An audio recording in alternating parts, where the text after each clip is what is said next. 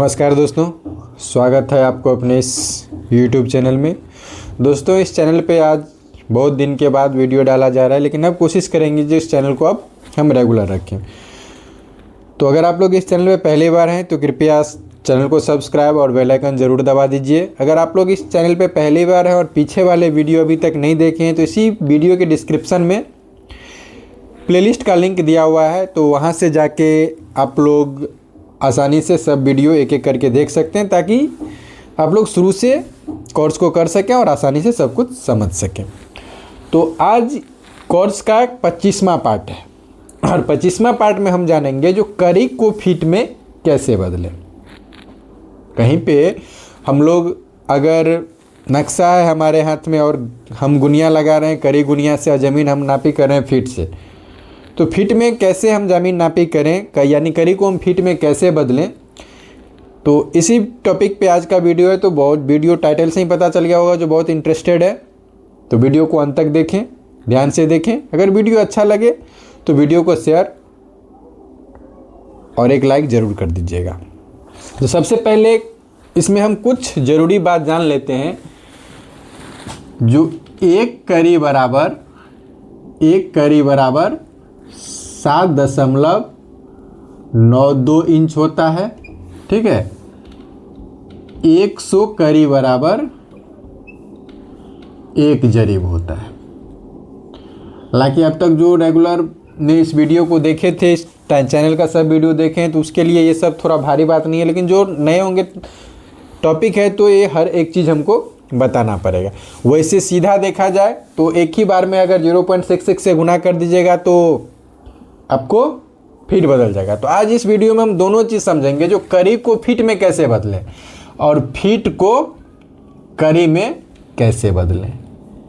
इसी वीडियो में हम दोनों चीज़ समझेंगे, जो करी को फीट में कैसे बदलें और फीट को करी में कैसे बदलें। तो वीडियो में अंत तक बने रहें, टोटल ध्यान से देखें, ताकि जो भी कुछ बताया जाए वो आपको आसानी से सब कुछ समझ में आ जाए, ठीक है। तो एक करी में 100 करी बराबर कितना होता है? 1 जरीब। यानी 1 जरीब इसको हम लिख सकते हैं, जो 1 जरीब बराबर 1 गुने 100 करी, इतना लिख सकते हैं, ठीक है। अब एक करी में कितना होता है? 7.92 इंच। तो इसको हम लोग 100 से गुना कर देंगे तो क्या निकल जाएगा? एक जरीब में कितना इंच होता है ये हमको आसानी से निकल जाएगा। तो 100 और 7.9 को गुना कीजिएगा तो क्या हो जाएगा? 729 इंच, ठीक। क्या किया हम? जो एक जरीब में 100 करी होता है, यहाँ पे लिखे हम 100 करी बराबर 1 जरीब। तो 1 जरीब बराबर इसको हम लिख सकते हैं ना, 1 गुने 100 करी।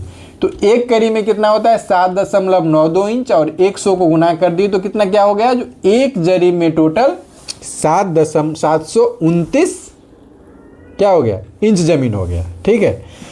अब अगर 729 को हम फीट में बदलें, 729 को अगर हम फीट में बदलें तो क्या करना पड़ेगा? 1 फीट बराबर कितना होता है? 12 इंच। ये इंच है तो इसको फीट में बदलेंगे तो 1 फीट बराबर कितना हो जाता है? 12 इंच होता है। तो अब अगर हम 729 में अगर हम 12 से भाग दे दें,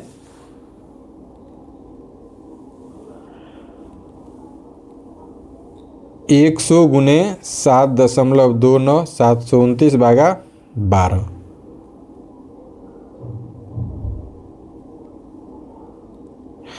सात 7.92 होता है। सॉरी, देखिए इसके लिए तो मिस्टेक हो गया, 7.92, यानी कितना हो जाएगा यहाँ पे? 792। यहाँ भी हो जाएगा 792, ठीक है। एक करी बराबर 7.92 इंच होता है, तो एक करी का मान यहाँ पे दिए 7.92, और 7.92 को अगर हम 100 से गुना कर दिए तो 792। अगर इसको हमको फीट में बदलना है तो 12 से भाग दे देंगे, क्योंकि 12 इंच बराबर 1 फीट होता है। तो इसमें हम 12 से भाग दे दिए तो ये हो गया 66 फीट। अब इसका मतलब क्या हो गया? जो एक जरीब में अगर फीट से बात करें तो कितना फीट, कितना हो जाएगा? 66 फीट। ठीक है, तो अगर इसको तरीका से हम समझते हैं उदाहरण से, तो इसको अगर हम लोग एक एक नियम पे लिखें तो यहाँ पे लिख सकते हैं, चूँकि अब तो ये साबित कर दिए ना हम, जो एक जरीब में 66 फीट होता है, चूँकि एक जरीब या 100 करी, 100 करी में कितना है 66 फीट। तो इसीलिए एक करी में कितना हो जाएगा, एक करी बराबर कितना फीट हो जाएगा 66/100। तो 66/100 यानी 66 भागा 100 कीजिएगा तो 0.66 फीट। ये कितना में हो गया, एक करी बराबर हो गया आपको 0.66 फीट। तो अगर हम यहाँ पे मान लीजिए इसको हम चेक करके देखते हैं, जो जितना हम इसमें किए हैं वो सही हो रहा है कि नहीं हो रहा है। तो 100 करी में 66 फीट हम देखे हैं, 66 फीट हुआ। तो 50 करी में कितना हो जाएगा इसका आधा है, तो 66 का आधा हो जाएगा 33 फीट। तो एक करी में तो इतना बट्टा हो गया। तो अगर इसको हम 50 करी में निकालेंगे तो ये देख रहे हैं जो उतना हो रहा है कि नहीं। तो 50 करी में 66/100 गुने 50,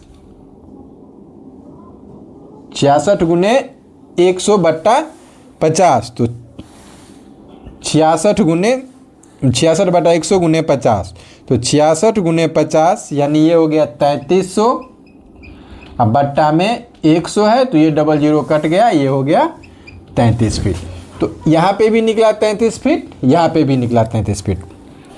तो इस आधार पे हम ये कहीं भी कह सकते हैं या एक शॉर्टकट फार्मूला अपना सकते हैं, जो करी में, इसको याद कर लीजिएगा, करी में अगर 0.66 से गुना कर दिया जाए, 0.66 से गुना कर दिया जाए तो क्या बन जाएगा, फीट बन जाएगा।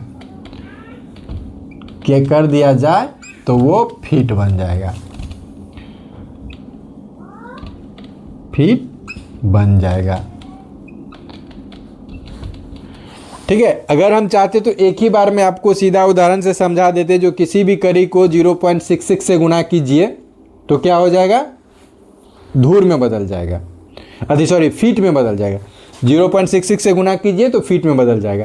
लेकिन इतना प्रक्रिया से आप उदाहरण से समझाए तो अब अगर आपको कोई भी क्वेश्चन करेगा तो आप आसानी से इसका जवाब दे सकते हैं। ठीक है, अब इसी के आधार पे अगर हम फीट को करी में कैसे बदलें तो इसका भी एक प्रक्रिया देख लेते हैं। अब ठीक सीधा अगर हमको फीट को करी में बदलना है, तो उसमें क्या किए हम 0.66 से क्या किए, गुना किए। ठीक है, अब अगर हमको करी को फीट को करी में बदलना है, फीट को करी में अगर बदलना है तो क्या करेंगे, 0.66 से भाग दे देंगे। जैसे देखिए 100 करी को हमको फीट में बदलना है तो भागा 0.66, तो 100 भागा 0.66,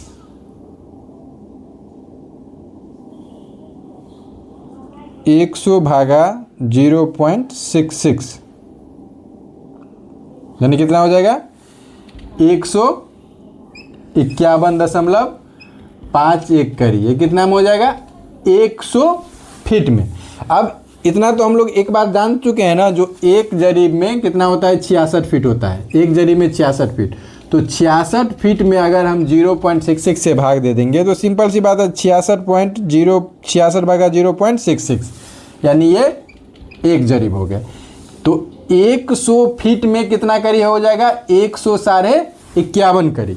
इसको हम चेक किए, जो भाई एक जरीब में हम देखे थे जो 66 फीट होता है, तो 66 में 0.66 से भाग दे दिए तो 100 करी निकल गया। ये बहुत सिंपल है। ये काम कहाँ पे करता है तो एक और हम आपको उदाहरण से दिखा देते हैं, जो ये सब एकदम एग्जैक्ट रहता है कि नहीं। ठीक है, तो चलिए देखते हैं। मान लीजिए ये एक खेत है, ठीक है, जिसका ये है 100 करी, ये है 100 करी, ये है 50 करी और ये है 50 करी। ठीक।